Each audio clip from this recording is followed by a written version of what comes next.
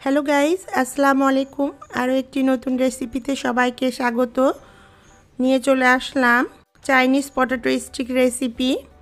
খুবই কম খরচে এই রেসিপিটা করা যায়, বেশি কিছু প্রয়োজন পড়ে না, আর খুবই মুখরোচক টেস্টি এই রেসিপিটা। কম খরচে এবং শুধুমাত্র আলু দিয়ে যে এইরকমই একটা মজাদার রেসিপি হয়, এই রেসিপিটা না দেখলে বিশ্বাসই করতে পারবেন না।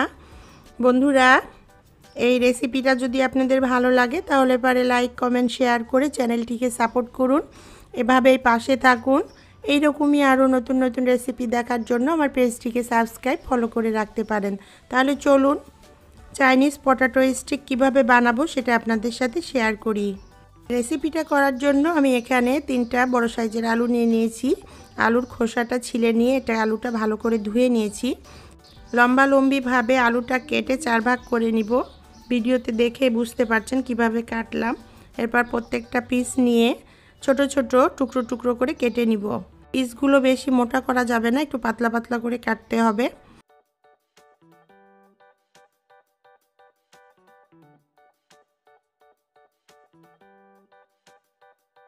তো সবগুলো আলু আমি পিস করে কেটে নিলাম। নিয়ে আলুটাকে আমি খুব ভালোভাবে 2-3 বার ধুয়ে নিয়েছি, নিয়ে পানি ঝরিয়ে নিয়েছি। এখানে আমি কিছু বাঁশের টুথপিক নিয়ে নিয়েছি লম্বা লম্বা, আর এগুলো হলো বড় বড় স্টেশনারির দোকানগুলোতে পাওয়া যায়, আর বেশি দাম না, 70 টাকা মাত্র দাম, আর একবার কিনে নিলে অনেক দিন ব্যবহার করা যায়। তো এই টুথপিকগুলোতে আমি হলো একটা একটা করে পিস দিয়ে গেঁথে নিব, নিয়ে এভাবে একটা লম্বা স্টিক বানিয়ে নিব।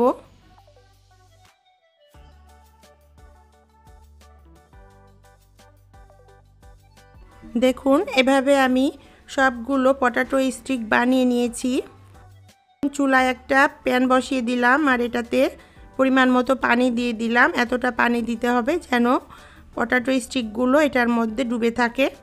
এরপর এখানে হাফ চামচ লবণ দিয়ে দিলাম, হাফ চামচ মরিচের গুঁড়ো দিলাম এবং হাফ চামচ হলুদের গুঁড়ো দিয়ে দিলাম। পানিটা খুব ভালো মতো বলক তুলে নিব। খুব ভালো মতো ফুটে আসলে এর মধ্যে যে পটেটো স্টিকগুলো রেডি করে রেখেছিলাম সেগুলো দিয়ে দিলাম, আর এভাবে ডুবিয়ে রেখে খুব ভালো মতো হাই ফ্লেমে বলক তুলে নিব।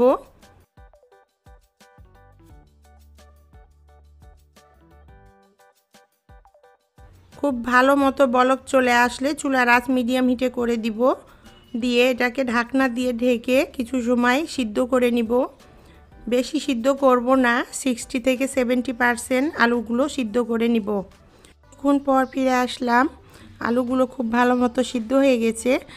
সিদ্ধ হয়েছে কিনা এটা চেক করার জন্য একটা চাকু বা চামচ দিয়ে একটু আলুতে গেঁথে নিলে দেখা যাবে যে খুব অনায়াসেই চাকুটা আলুটাতে গেঁথে যাচ্ছে। আলুটা ভালো মতো সিদ্ধ হয়ে গেছে। আমি এটাকে তুলে নিয়ে একটা স্ট্রেনারে রেখে এটার পানিটাকে ঝরিয়ে নেব এবং ঠান্ডা করে নিব। এবার আমি একটা বেটার তৈরি করে নিব। এখানে একটা বড় সাইজের প্লেট নিয়ে নিয়েছি।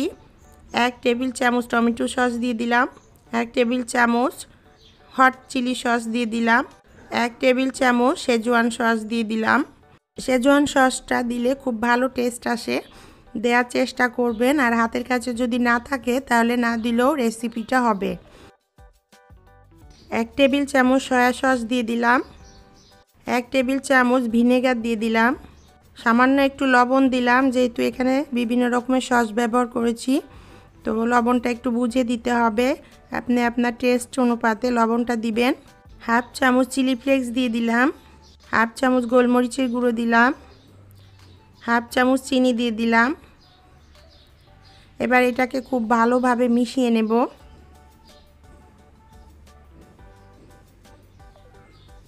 এবার এখানে আমি হাফ কাপ ময়দা অ্যাড করে দিলাম, হাফ কাপের থেকে সামান্য একটু কম। আপনি যতটা বেটার বানাবেন সেই হিসেবে ময়দা অ্যাড করবেন।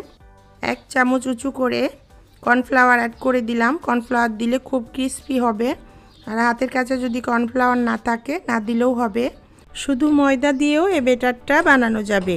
পর এখানে অল্প অল্প পানি দিয়ে একটা ঘন বেটার বানিয়ে নিব। পানিটা অল্প অল্প করে দিলে বেটারটা পারফেক্ট হবে। একসাথে পানি ঢেলে দিলে বেটারটা পাতলা হয়ে যেতে পারে, সে কারণে আমি অল্প অল্প করে পানি দিয়ে এখানে একটা ঘন বেটার বানিয়ে নিলাম। তো এখানে আমার হাফ কাপ ময়দা দিয়েছি আর হাফ কাপ পানি অ্যাড করেছি। এরকম একটা ঘন ব্যাটার হতে হবে এটা। তো এই ব্যাটারটা আমি রেডি করে নিলাম, নিয়ে সাইডে রেখে দিলাম। আর যে স্টিকগুলো আমি বানিয়ে নিয়েছি সেগুলো নিয়ে নিলাম। স্টিকগুলো আমি ঠান্ডা করে নিয়েছি। আর এখানে নিয়ে নিয়েছি কিছুটা ব্রেড ক্রাম্ব এবং যে ব্যাটারটা রেডি করে নিয়েছি সেটা নিয়ে নিলাম। আর এই ব্যাটারে স্টিকগুলো কোট করে নিব খুব ভালোভাবে। স্টিকটা খুব ভালোভাবে ব্যাটারে কোট করে নিব, নিয়ে তারপর একটু এক্সট্রা যে ব্যাটার আছে সেটা ঝেড়ে নিব, নিয়ে তারপর যে ব্রেড ক্রাম্ব আছে ব্রেড ক্রাম্বে আমি কোট করে নিব। খুব ভালোভাবে কোট করে নিতে হবে যেন কোথাও কোনো ফাঁকা না থাকে, ভালোভাবে প্রত্যেকটা স্পেসে যেন ব্রেড ক্রাম্বটা লেগে যায়।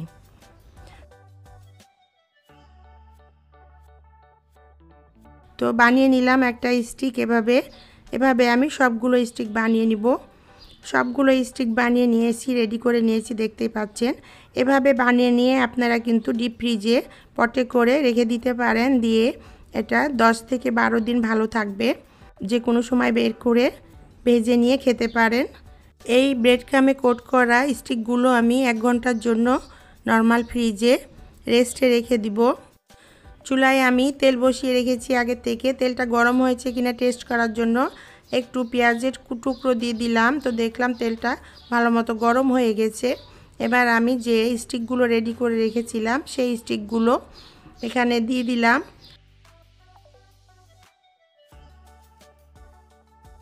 আর উপর থেকে একটু করে তেল ছড়িয়ে দিলাম, তাহলে উপর থেকেও তাড়াতাড়ি এটা ভাজা হয়ে যাবে। এক পিসটা ভাজা হয়ে গেছে, তো আমি উল্টিয়ে দিয়ে অপর পিসটাও ভেজে নিব। আর বারবার উল্টাপাল্টা করার দরকার নাই। এক পিসটা ভালো করে ভেজে নিয়ে আর এক পিসটা উল্টিয়ে দিয়ে অপর পিসটাও খুব ভালো করে ভেজে নিতে হবে। তো দুই পিসটাই খুব মচমচে ক্রিস্পি করে ভাজা হয়ে গেছে। আমি এখন পটাটো স্টিকগুলো উঠিয়ে নিলাম। একটা প্লেটে টমেটো সসের সাথে সার্ভ করে দিলাম। চাইনিজ পটাটো স্টিক ইফতারির টেবিলে, বাচ্চাদের টিফিনে এবং বিকেলের নাস্তায় অসাধারণ একটা রেসিপি। আপনারা অবশ্যই ট্রাই করে দেখতে পারেন, ভালো লাগবে। ভালো লাগলে লাইক কমেন্ট শেয়ার করে চ্যানেলটিকে সাপোর্ট করুন, এভাবে পাশে থাকুন। এরকমই আরও নতুন নতুন রেসিপি দেখার জন্য আমার পেজটিকে সাবস্ক্রাইব ফলো করে রাখতে পারেন। প্রিয় বন্ধুরা, রমজানটা সবার ভালো কাটুক, সুস্থভাবে কাটুক। আবার দেখা হবে এরকমই নতুন কোনো রেসিপির সাথে। আল্লাহ হাফেজ।